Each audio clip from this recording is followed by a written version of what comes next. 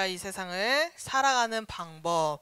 이 말이 무슨 뜻인지 여러분들이 설교가 끝날 때쯤 이해하게 될 거예요. 혹시 친구들, 가족들과 여행 가본 적 있나요? 네. 여행 어디 다녀봤어요? 호주, 제주도, 베트남, 미국. 여러분들의 여행 스타일은 어떤지 전도사님이 질문해 볼 텐데 두 가지 중에 하나 선택해서 드는 거예요. 근데 딱 한 가지 들으면 아, 나는 뭐다라고 분명히 알 수 있을 거예요. 첫 번째는 여행 가서 먹고 자고 쉬고 노는 것이 진정한 여행이라고 생각하는 사람 손. 여기는 조금 많네요. 자, 손 내려주시고, 두 번째, 여행은 그 관광지를 다 돌아보고 그 나라의 액티비티를 다 즐겨보는 것이 진정한 여행이라고 생각하는 사람 손. 좋아요, 좋아요. 좀 먹고 쉬고 그런 걸 즐기는 친구들이 많네요. 우리가 이렇게 스타일은 각자가 다른 여행 스타일들이 있지만 여행을 가게 되면 내가 원하는 대로 계획도 세우고 짐도 챙기고 해서 우리가 출발하기 전부터 기대하는 마음을 갖게 돼요. 그리고 여행하는 동안에도 내가 원하는 대로 쉬고 놀기도 하고 새로운 거 먹기도 하고 그러면서 즐거운 추억들을 만들죠. 때로는 힘든 일정들이 있어도 이게 여행이라는 이름 하나에 덜 힘들게 느껴질 때도 있는 것 같아요. 여러분들이 여행했던 것 중에 가장 기억에 남는 여행이 혹시 있나요? 있나요? 어떤 여행이 기억에 남아요? 친구들이랑 여행 간 거? 또? 괌? 필리핀? 네, 좋아요. 전도사님은 여행할 때마다 한 가지 특징이 있어요.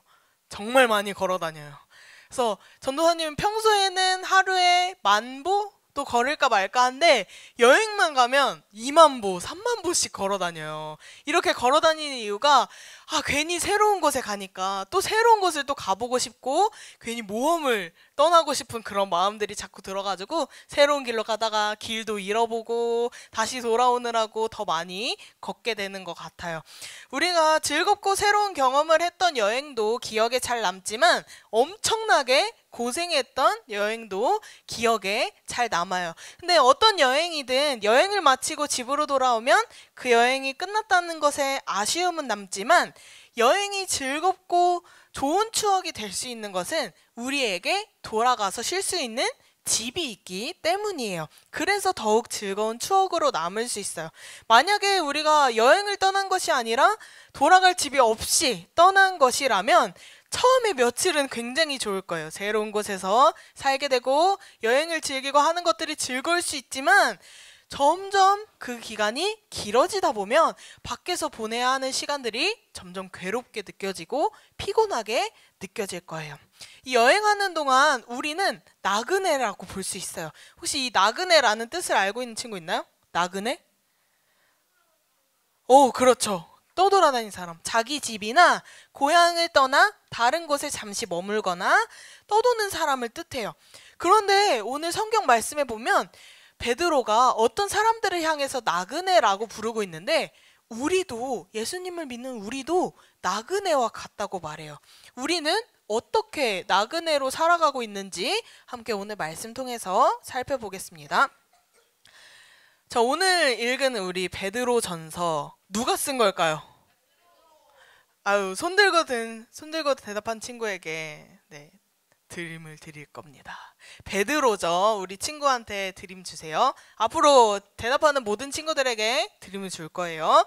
베드로가 5 지역에 있는 교회들에게 이 편지를 썼어요. 이 5 지역은 어디일까요? 여기 1장 1절에 나와 있죠. 본도, 갈라디아, 갑바도기아, 아시아, 비두니아라는 교회들에게 보낸 편지예요. 당시에 이 교회들은 이방 사람들이 예수님을 믿는 사람들로 모여 있었어요. 그 사람들은 예수님을 믿는다는 이유 한 가지로 고난을 받고 있었어요. 베드로는 이들을 위로하고 격려하기 위해서 이 베드로 전서와 후서를 썼어요. 베드로는 이 이방인 교회 성도들을 향해 흩어진 나그네라고 불렀어요. 나그네는 아까 말했듯이 자기 집이나 고향을 떠나 다른 나라에 사는 이방인을 뜻하고 있어요. 베드로는 이 편지에서 이 사람들을 위로하기 전에 가장 먼저 한 말이 있어요. 먼저 하나님을 찬송했어요. 그런데 어떤 하나님을 찬송했느냐? 3절 끝에 보면 산 소망이 있게 하신 하나님을 찬송했어요. 그럼 여기서 또 문제. 소망이 뭘까요? 바라는 것. 그렇죠. 또 다른 말로 뭐라 할 수 있을까요? 희망이라든지. 우리가 현실에서는 아직 일어나지 않은 일이지만 미래에 이루어질 것이라고 기대하는 마음이 소망이에요. 그래서 우리에게도 각자에게 다른 소망이 있기 때문에 공부할 힘도 있고 밥 먹을 힘도 나고 또 다른 일을 도전할 힘이 생기는 거예요. 그럼 반대로 소망이 없는 사람들은 어떻게 살아갈까요? 산소망의 반대말이 있어요. 산소망의 반대말은 헛된 소망이에요. 변하는 것, 없어지는 것을 바라는 것이 헛된 소망, 또 다른 말로 가짜 소망이라고 하는 것이죠. 이 헛된 소망은 자신이 그 소망을 품고 이루어도 그게 사라지거나 변하기 때문에 이 사람들은 어차피 이루어도 되지 않는 거, 내가 원하는 대로 되지 않는구나 라고 생각하며 부정적인 생각들을 가지게 돼요. 그래서 결국은 포기하게 되고 금방 무기력하게 아무것도 하지 않겠다고 생각을 하며 살게 되는 것이죠. 하나님은 교회 성도들에게 힘을 주기 위해 이 사람들이 헛된 소망을 품게 하지 않기 위해서 산 소망을 주셨어요. 우리를 하나님께서 불쌍히 여기셔서 그냥 내버려 두면 멸망의 길로 빠져서 죽게 될 텐데 죄값대로 심판받고 죽으면 되는데 하나님은 그렇게 내버려 두지 않으셨어요. 하나님은 심판의 하나님이 아니라 사랑의 하나님이시기 때문이에요. 그래서 우리를 위해 예수님을 보내주시고 우리 대신 십자가의 죽음으로 죄의 심판을 받게 하셨어요. 그렇게 해서 예수님을 믿는 모든 사람들에게 새로운 생명도 주시고 예수님의 부활에 참여하게 하셨어요. 이것이 바로 산 소망이에요. 이렇게 하나님은 거듭난 우리에게, 하나님을 믿는, 예수님을 믿는 우리에게 산 소망, 즉 구원의 소망을 우리에게 주셨어요. 이방인 교회 성도들에게 이 구원의 소망을 알려주면서 우리가 예수님을 믿음으로 인해 받는 고난이 아무런 의미 없는 것이 아니라고 알려준 거예요. 산 소망이 없었다면 예수님을 믿음으로 고난받는 것이 그냥 힘들고 어려운 일이기만 할 거예요. 아무런 의미도 없었을 거예요. 그런데 예수님을 믿음으로 이루어질 영원한 소망이 있기에 우리가 이 고난도 이겨낼 수 있다는 것을 이 성도들에게 알려준 거예요. 또한 이 고난이 전부가 아니라는 것을 알려줬어요. 하나님이 주신 것이 한 가지가 더 있다고 말해요. 4절에 나와 있어요. 하나님은 예수님을 믿는 사람들에게 영원히 변하지 않는 유업을 잊게 하셨다라고 말해요. 집안 대대로 물려 내려오는 재산이나 사업을 말해요. 세상의 재물은 시간이 지날수록 변하고 없어지기도 하고 다른 사람에게 넘어가기도 하죠. 하지만 하나님께서 준비하신 이 유업은 죄 때문에 더러워지지도 않고 시간이 지난다고 해서 변하거나 썩지 않아요. 그 누구에게도 빼앗기지 않고 영원한 하늘나라에 보존되어 있기 때문에 안전하게 우리가 그대로 받을 수 있어요. 이러한 유업이 바로 예수님을 믿어 구원받는 사람들에게 준비해 주신 것이에요. 여러분들도 하나님이 주신 산소망과 유업이 있기 때문에 우리가 하나님도 믿고 이 교회에 함께 다닐 수 있는 거예요. 그렇다면 산소망을 받은 우리 모두도 나그네라고 할 수 있어요. 나그네는 뭐라고 했죠? 자기 집이나 고향을 떠나 다른 곳에 살거나 그곳을 떠돌아다닌 사람이라고 했죠. 바로 우리는 이 세상에 잠시 머물고 있는 사람인 거예요. 이 세상에서 참된 하나님의 집을 바라보며 사는 사람이죠. 우리가 살고 있는 이 세상이 내가 영원히 머물 수 있는 곳이 아니라 우리의 참된 집, 내가 영원히 살아갈 곳은 하늘나라에 있기 때문에 나그네의 자세로 이 세상을 살아간다는 거예요. 비록 우리는 그래서 나그네라서 우리가 생각하는 만큼의 편함을 이 세상에서 누리지 못할 수 있어요. 또한 내가 생각하는 만큼 부와 권세와 그런 것들, 재력들을 이 세상에서 누리지 못할 수 있어요. 또는 세상의 무리에 친구들이 많이 없을 수도 있고요. 그 무리에 섞여 살지 못하게 될 수도 있어요. 하지만 우리에게 하나님이 허락하신 것들은 바로 하늘나라, 하나님 나라에 준비되어 있기 때문에 그 산소망으로 이 땅에서 어떤 일을 겪든 우리가 힘을 내어 살아갈 수 있다는 것이죠. 그러면 이 구원의 소망, 산소망을 받은 하나님 나라의 백성들은 어떤 삶을 살아야 할까요? 두 가지로 얘기해 줄게요. 첫 번째로는 하나님 나라의 백성은 하나님의 능력으로 보호를 받는 삶을 살아요. 하나님은 이 성도들이, 예수님 믿는 사람들이 구원을 받을 수 있도록 그 유업도 지켜주시고 각자의 믿음도 보호해 주세요. 우리가 예수님에 대한 믿음을 버리지 못하도록, 또 다른 소망을 품거나 다른 보물로, 세상의 보물로 돌아서지 않도록 하나님의 능력으로 지키고 보호해 주세요. 친구들은 이렇게 생각할 수 있어요. 교회에 나오는 거 내가 원해서 나오고 내가 열심히 걸어오고 버스 타고 와서 교회에 올 수 있는 거야 라고 생각할 수 있어요. 그런데 나는 내가 생각하는 것보다 훨씬 더 약하고 무너지기 쉬워요. 누군가가 더 좋은 얘기를 했을 때 교회를 빠진다는 생각을 우린 좀 더 쉽게 할 수 있다는 것이죠. 우리가 구원받은 것도 온전히 하나님의 은혜 때문이고, 우리의 소망이 이루어지는 마지막 날까지도 믿음을 지킬 수 있는 이유가 하나님께서 그 능력으로 보호하시기 때문에 가능한 거예요. 그렇다고 우리가 아무것도 안 해도 되냐? 그렇지 않아요. 내가 열심히 최선을 다해서 믿음을 지키기 위해 노력하는 것과 하나님께서 그 믿음을 지켜 보호해 주시는 것과 합쳐져서 우리가 끝까지 믿음을 지키게 될 거예요.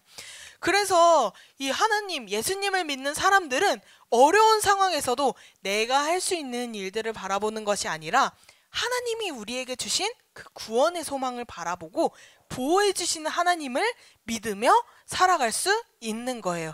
이런 삶들이 바로 하나님의 능력으로 보호받는 삶이죠. 그럼 두 번째, 하나님 나라의 백성은 또 어떻게 살아가냐면 언제나 기쁨으로 살아갈 수 있어요. 당시에 그 이방인들 성도들은 예수님을 믿지 않는 사람들로부터 악한 일을 행한다고 누명을 씌우고 욕을 먹고 부끄러움을 당하고 재산을 빼앗기기도 했고 감옥에 갇히고 심지어는 목숨을 잃기까지도 했어요. 그런데 이런 어려움 속에서 여러분들 기뻐할 수 있겠어요? 너무 어려워 보이죠? 누구나 낙심하고 슬퍼할 거예요. 이런 일들이 일어나지 않는다고 해도 우리가 365일 매일 기뻐할 수 있나요? 기뻐할 수 있어요? 여기 모인 한 50명 중에 한두 명 정도만 가능할 거예요. 그만큼 하기 굉장히 어려운 일이에요. 그런데도 우리가 어떻게 기뻐할 수 있을까요? 바로 예수님이 우리에게 주신 사랑이 그런 아픔과 고난을 이겨낸 사랑이기 때문이에요. 예수님을 사랑하고 예수님을 믿는 믿음을 지키기 위해 당하는 고난들은 우리의 믿음을 오히려 자라게 만들어요. 이 땅에서 겪는 이 고난의 크기와 시간은 영원히 천국에서 누릴 수 있는 그 행복에 비교되지 않아요. 그래서 나그네로 살아가는 우리들이 예수님을 우리의 눈으로 보지 못했지만 변함없이 예수님을 사랑하고 고난 중에도 기쁜 마음으로 변화시킬 수 있는 거예요. 근데 우리가 당하는 고난 정말 힘들고 어렵고 남들과 비교할 수 없고 그런 줄도 알아요. 그런데 여러분, 예수님은 사실 우리가 겪는 이런 고난보다 훨씬 더 큰 고난을 이겨내셨어요. 부끄러움과 수치, 또 죽을 만큼 아프고 또 죽임까지 당하셨죠. 그 누구 때문에 그러셨죠? 우리 죄 때문에. 우리를 사랑하시기 때문에 그 고난을 모두 감당하시고 이겨내셨어요. 우리가 이것만 생각해도 우리는 내가 겪는 고난들을 쉽게 털어내고 다시 기쁜 마음으로 바꿔서 생각할 수 있어요. 이게 바로 우리에게 주신 살아있는 소망, 구원의 소망이에요. 여러분들은 예수님이 나를 위해 예수님을 통해 우리에게 산 소망을 주셨다는 것을 믿나요? 여러분들에게도 산 소망이 있을까요? 있을까요? 네, 있어요. 그러면 우리가 나그네로 살면서 그 산 소망을 가지고 나눔과 섬김을 실천해야 돼요. 하나님이 우리에게 주신 사랑을 기억하면서 우리도 그 사랑을 실천할 수 있어야 돼요. 어떻게 실천할까요?